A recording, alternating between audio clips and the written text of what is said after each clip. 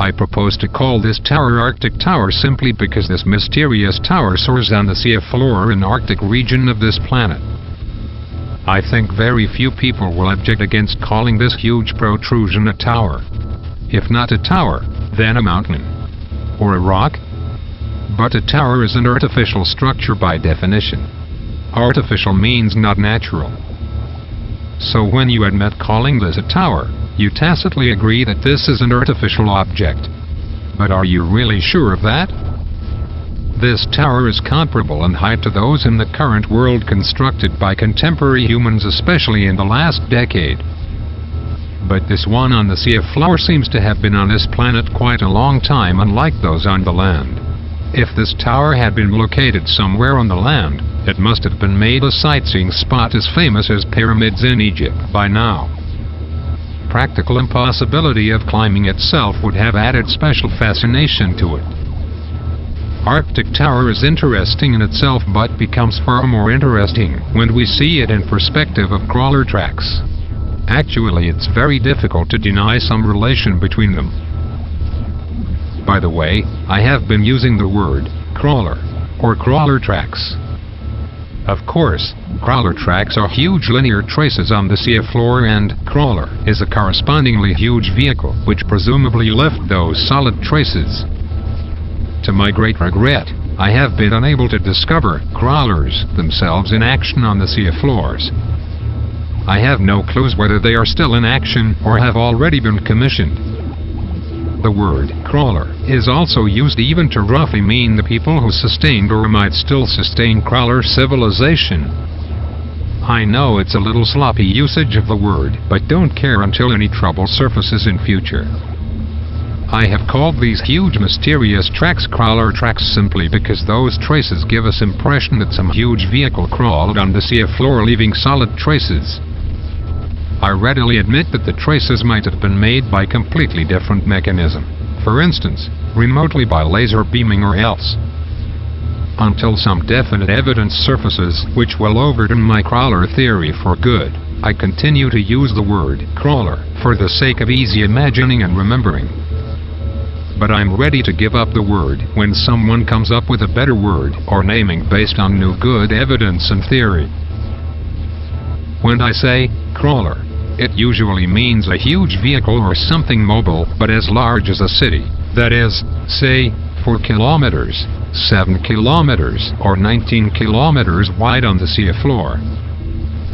Yes, it's an outrageous claim, but the traces themselves necessarily require such supposition by logic, whether it sounds unreal or not. It's logically unavoidable consequence.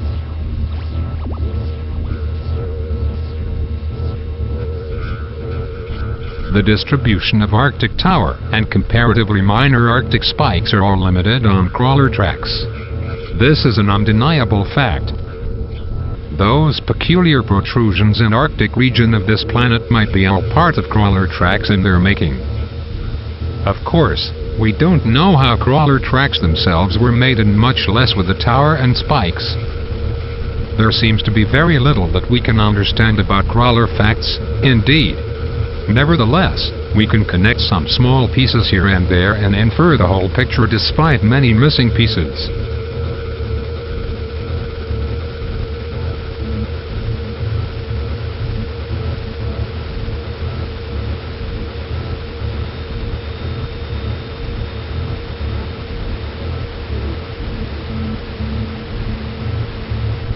I can't help feeling that we are now facing something far beyond our understanding and technological capacity. The authors of these tower and spikes must belong to a civilization which is completely different from ours and almost alien to ours. To our great embarrassment, they both exist, or at least existed, on this same planet. Different might be over understatement even to save our pride on this planet. There are always some boys and girls who are easily offended by a new smart kid coming into the class. Only very limited people have begun to be aware of the news from deep sea only recently. And we are still drops in the ocean now.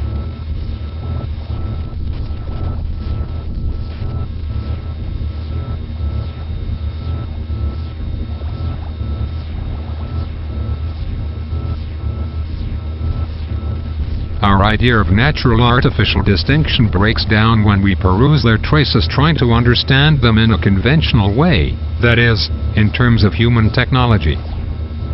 From my research and investigation for a few years, I've been totally overwhelmed by their technology, which appears to be almost magic. They seem to be able to control and process natural environment and even the planet they live on or in as a globe. The most apparent example is the seafloor surfaces, which appear to have been processed by crawlers in some way or in another. They show undeniably artificial solid pattern. The most typical feature is corrugation, that is, ridge and trough alternate indefinitely. The height of ridges varies greatly from a few meters to more than 50 meters.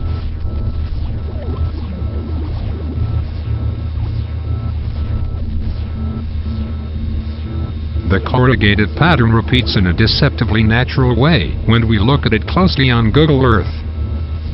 But from a wider perspective, it is hardly deniable that they were processed and produced according to some intelligent design and technology, especially when crawler tracks form huge geometrical complex.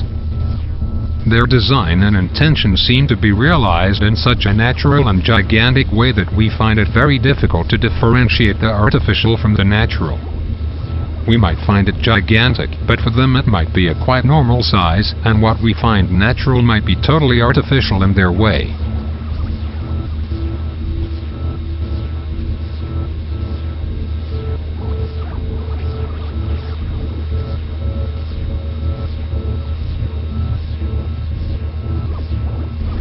In fact, I have a similar impression when I was investigating many geometrical patterns and traces I discovered on Mars. Controlling capacity of Mars civilization is tremendous, and I have similar impressions here on Earth, but only on the seafloor. I am not saying the traces on Mars and those on Earth's seafloor are the same. They are actually completely different in appearance, but they are common in its scale and, so to speak, seamless artificial-natural difference. I'm not sure if those traces on the two different but neighboring planets were produced by the same race or not. The same race might have produced different types of patterns adapting the given environment, but I have no evidence to support this hypothesis. What I can do is very limited, but there are still lots of jobs to be done even without diving into the sea of this planet, or stepping on Martian desert.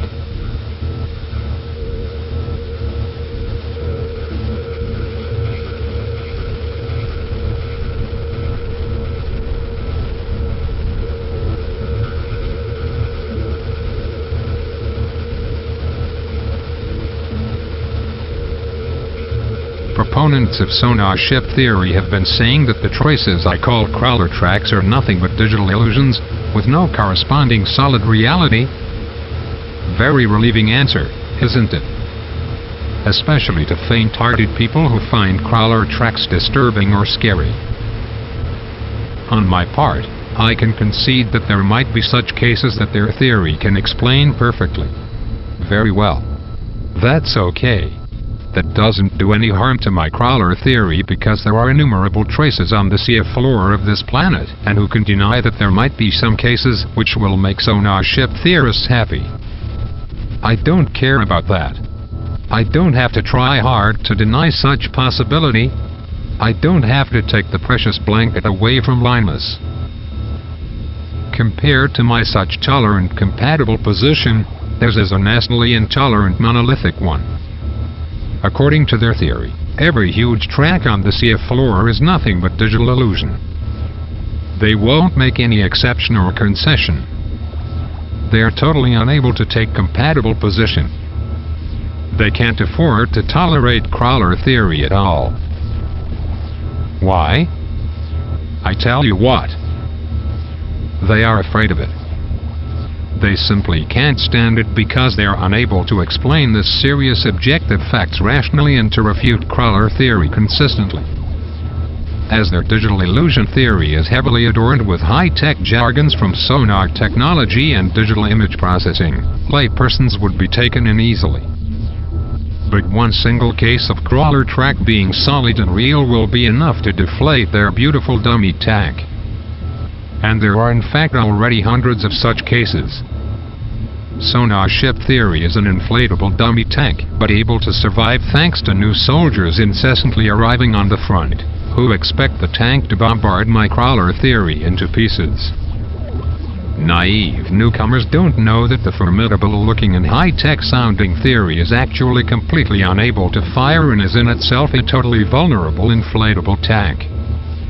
So sonar ship theory will live on the ignorance of general public for a century. Despite the fact that their theory is thoroughly bankrupt, it appears to be in action without leaving the stage thanks to ever-increasing socio-psychological demand.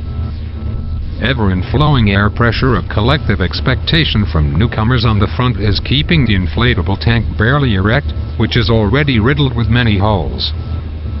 In other words, the fact that sonar ship theory appears to be feasible is itself a socio-psychological illusion, which reflects no reality.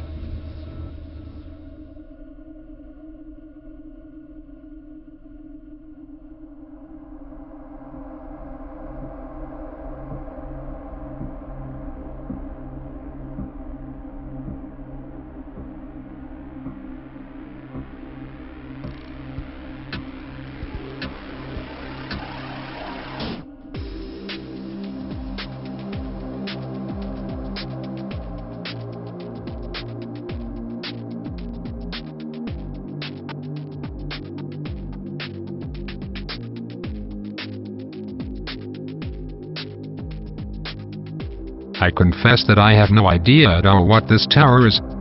What is the purpose of making such a huge protrusion on the seafloor? Is it a mere monument? How was it made? I have no answers to these basic questions, to my regret. I'm always ready to admit my inability to explain the matters concerning crawlers because it has been increasingly likely that they belong to almost another world, which is far more advanced than ours. I think it perfectly possible that the tower came into being only as a resultant byproduct, that is, not as an intended object. Even so, the tower should be called artificial because it is part of crawler track operation and as such belongs to the results of such activity. The same holds true for the minor protrusions, Arctic spikes. Actually, all the spikes as well as the tower appear not only on the crawler tracks, but always on the ridges of corrugation just like their partial bursts. It is very conceivable that the tower and spikes are local extreme cases of corrugation on regular crawler tracks.